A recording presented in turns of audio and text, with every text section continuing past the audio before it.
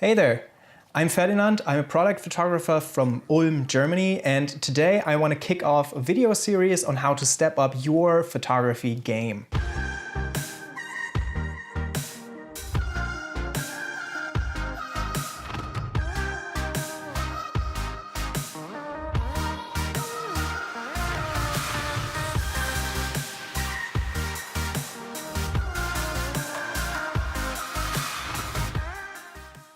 My goal with this series is to get your photography to the next level. I want to give you tips on how you can better choose the props, make sure that the colors match, teach you about lighting, teach you about editing. I'm going to take you through the entire process that I do for every single shoot that I do, so you can step up your photography. This is going to be a 3 or 4 part series. I'm not quite sure yet. We're going to start with how to set up the scene, and then we're later going to dive into lighting and then post-processing the images. The example I'm going to be using is a puzzle, but you can apply the same principles to any type of product that you could imagine. So it's general principles that you definitely should learn, because it steps up the entire game of your photography no matter what the product is.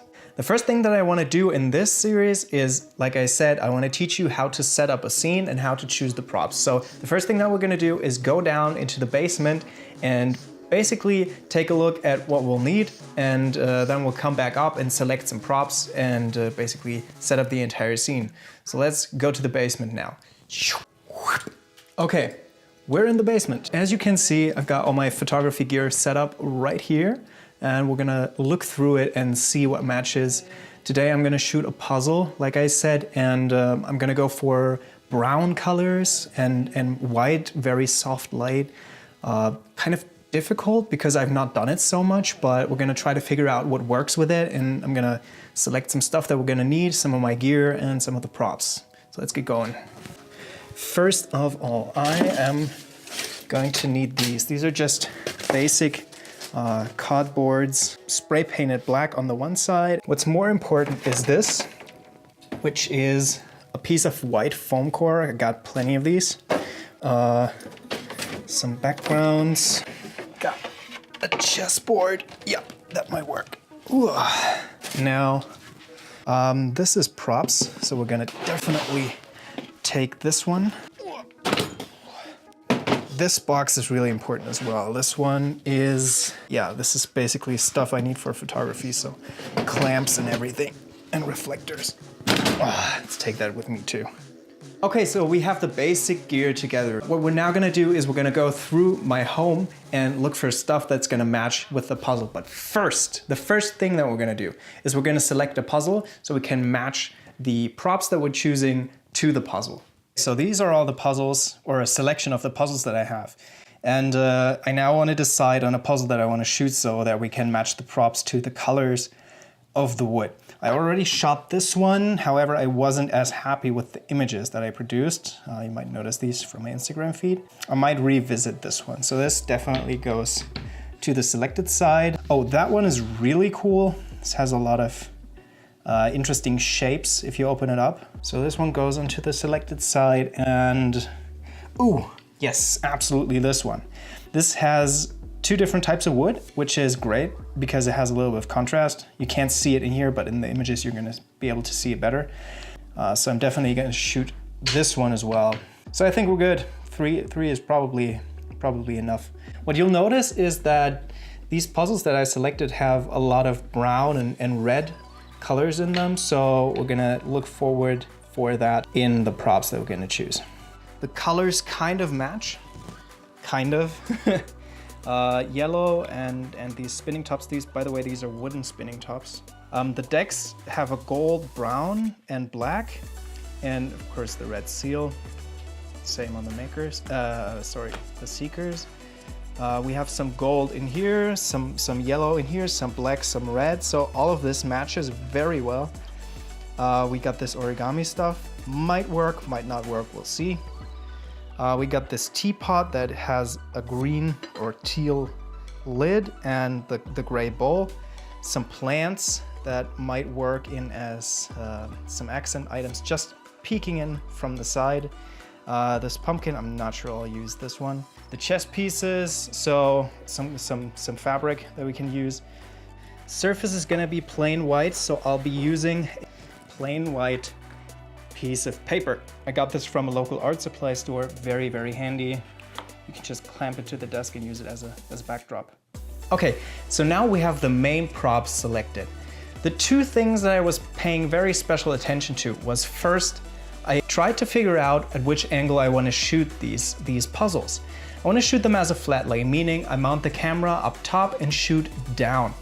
The reason I do this is because I feel like the interesting shapes and complex shapes in the puzzle really work well, and they overpower everything because they're so interesting and unique that I don't need to play with focus and depth of field to get a nice effect. The other thing that I was taking into consideration, I picked props that are either brown, white, or green. And you notice that green as a complementary color to red works really well with this together if you just sprinkle it in a little bit. That's very important. I love to do that. If I decide that I don't like it, I can desaturate it later in Lightroom. But right now, I think I'm just gonna go for it and try out and see if it works. The next thing that we wanna do is basically consider the angle that we're shooting at, which is gonna be a flat lay in this case, which means we mount the camera pointing down at the table. We're gonna lock up the camera, set up our hero in the scene, which is basically the object that we're trying to shoot, set the focus, and then start arranging the props around this hero, up around this main focus point of this shoot.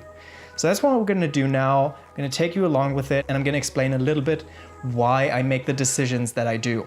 So let's get going. Okay, so right now this scene looks kind of dull. I just have the puzzle in the middle here. I'm gonna be solving the puzzle in the course of shooting, which usually makes for some really interesting effects, and also it adds a little bit of life to the image because there's hands in there and you can feel like there's a person working on this thing instead of just being a static puzzle that kind of looks cool. It really brings out the struggle and the wonder elements in this puzzle. I'm gonna have it kind of set up in the middle, and I have to have space for my arms to move here. But since my hands are gonna be doing the most of the movement, I don't need a lot of space to work with. Now the next thing that I wanna do is obviously set the focus, which I kind of do using, well, basically the focus ring to set the focus to this puzzle, but also I wanna use the props to draw attention to this puzzle. And the way I'm gonna do this is kind of try and error, but I'm gonna try to explain it as best as I can. So I'm now gonna start bringing in the props to show you exactly what I mean. The first prop that I wanna use is this piece of wood. So I designed this with light in mind right now. I want the light to come in from this angle, which is why I'm gonna design the scene based with that in mind. I want this leading line of the wood to point directly at the puzzle.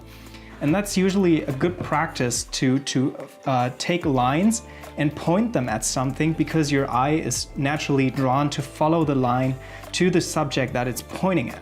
So I kind of like this idea. I don't know if I'll flip it around because it makes more of a nice effect, but I think I liked this side a little bit more.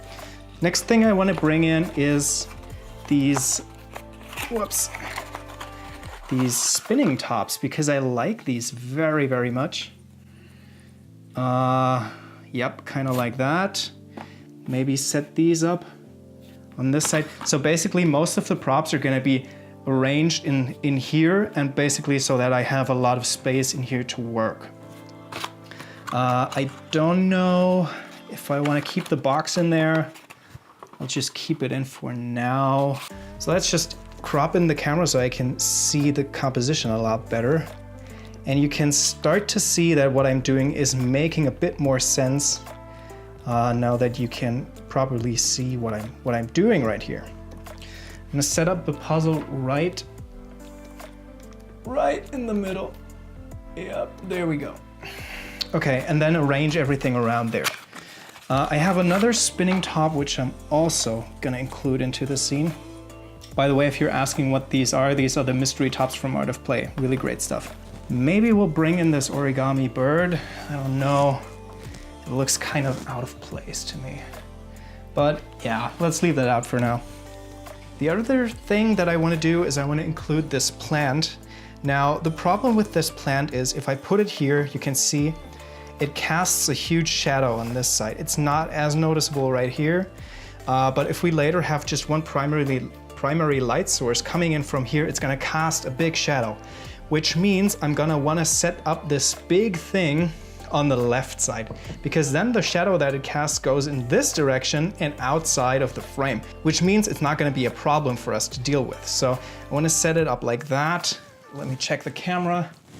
Yeah, that looks kind of cool. However, I do want another plant kind of here. Now I do have a smaller plant and we can try this out, but I'm actually worried that the shadow is getting too hard on this. Let's arrange this differently. Let's put that in a little bit more. Put that more to the side. Okay, yeah, I kind of like that scene. I don't like that this green thing is pointing over the puzzle. So I'm gonna rotate the plant a little bit so it gives it a little bit more space. There we go. Now I have 2 decks of cards that I want to include as well. So I'm gonna just throw these in like that. Kind of looks boring. Okay, I don't like that. Maybe I'll just use one and set it up kind of like this. Yeah, that doesn't work. Actually, you know what? I think I'm gonna leave it like that.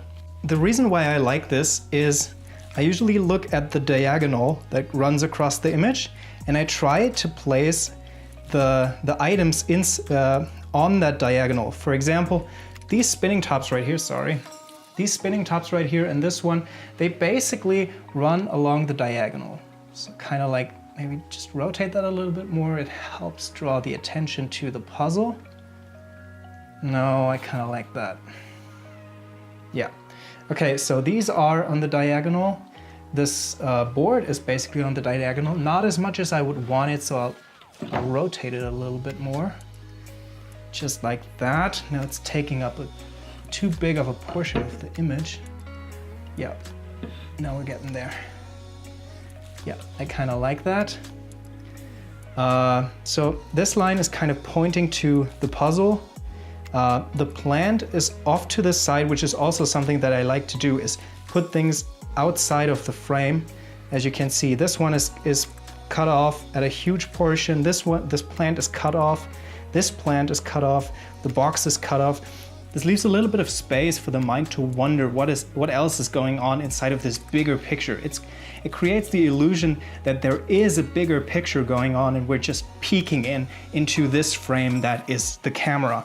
I do not like the lighting right now, but lighting is something that we're gonna fix later when we bring in the artificial light. Right now we're just working with natural light, and this is basically, I want to show you that no matter what the light is, you can, with a great composition, you can already create really great results.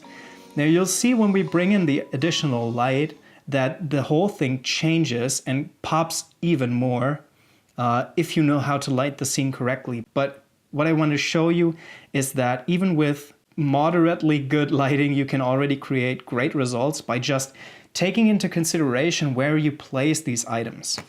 Also, what you might notice is that this diagonal that runs across the screen right here is followed by my arm. And so you'll notice when I take my arms away, you kind of have this white space that is left down here, which kind of looks awkward. But as soon as I put my hands in and start playing with the puzzle, the issue pretty much solves itself, because that is the space where I'm going to be working in. It's hard to style for something like this. It needs a little bit of intuition, but that is something that you also can take into consideration. You can place human elements inside of there, and they work just the same as these props, these static props that we set up in here. The last thing that I want to show you is that if we zoom out, you can see the scene looks pretty bad, actually. I mean, if you look at this, you have like the brown table running across, it just doesn't match. But as soon as you zoom in, everything starts to come together, and you can play around with the zoom level in this one, but the The styling in this is really just for this frame the camera covers. I don't style anywhere else. It's not about creating a huge scene that looks good, but it's just about that little frame that you can capture with the camera. And that's another thing that I really encourage you to do is play around, set the camera up on a tripod or something, and then style for that framing that you have. What's important is that you have a framing that you're happy with, so you need to consider the angle that you're shooting at. But as soon as you have that figured out, you're gonna have to try to figure out at which angle does the subject look really interesting, and then set up the camera so it captures this angle of the subject.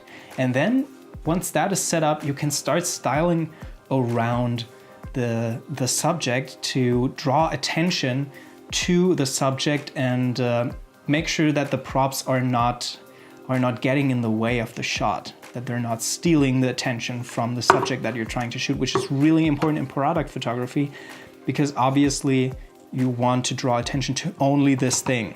For example, I could have also set up the scene so the focus was on these spinning tops. They're also a product that I could photograph, but right now I just want to throw them in as background elements. And so the scene needs to be set up in a way so they're not getting in the way of this puzzle, so that it's very, very clear that this puzzle is the main focus of the scene. Okay, so now we got our scene set up. This is basically what we're gonna shoot. Of course, I'm not gonna leave it like that all the time. I'm gonna switch things around and make sure that basically I get a lot of variety in the images. Now, I'm really happy with how this scene turned out right now. As we are bringing in the artificial light and the reflectors and everything, kind of the situation changes a little bit, so we're gonna need to adjust, but this is a really great starting point for making good images. So let's recap on what we've done. First off, we chose the props. Then we considered the angle at which we're gonna shoot the subject to make sure it looks flattering. Not all subjects look great on every single side. For example, these puzzles, if you shoot them from straight above or straight from the side, they don't look as good. But because I'm taking them into my hands and rotating them around, I get a lot of interesting angles in this thing. If you're gonna set it up statically, I wouldn't choose this angle for this puzzle because it doesn't work well, as you saw. The puzzle looked a lot more interesting when I had it in my hands than when it was just sitting on the table. So consider the angle and really dial that in. Then you want to lock down the camera. You want to lock in that angle that you have. Set up the subject, set up the camera so everything in there is working, and then style the scene around that. You don't want to start styling a scene and then put in the subject, because it creates a whole lot of problems for you. What you want to do is set up the camera, set up the subject, and then style around that.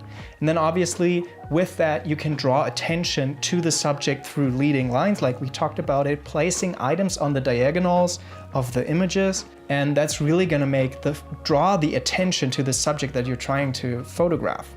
As we're moving on, we are gonna try to figure out how to light a scene and how to draw even more attention to the subject using lighting and blocking out light and reflecting light so it looks very even. And then in the post-processing, we're gonna take that even further. Now, I know this is quite a lot to learn, so I want you to take your camera and try that out, what we just did. Try to find props. Try to find a subject that you want to shoot. It doesn't need to be something fancy like a puzzle or a deck of cards. It can be as simple as a pumpkin. You can just basically, or a cup of coffee. You can just pick a minute thing and try to set it up in a way, set the subject up so it's interesting, set the camera up so it captures the subject at a flattering angle, and then choose props to style around that. That's what I want you to do for this one. And once you got that done, we can jump in next week and try to light a scene like that, to work with a scene that is properly styled. Dialing in the lighting to draw more attention to the subject is a really interesting topic. That's something I'm very, very excited to get into, as you can tell.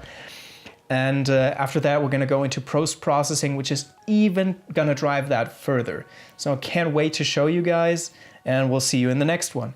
Peace.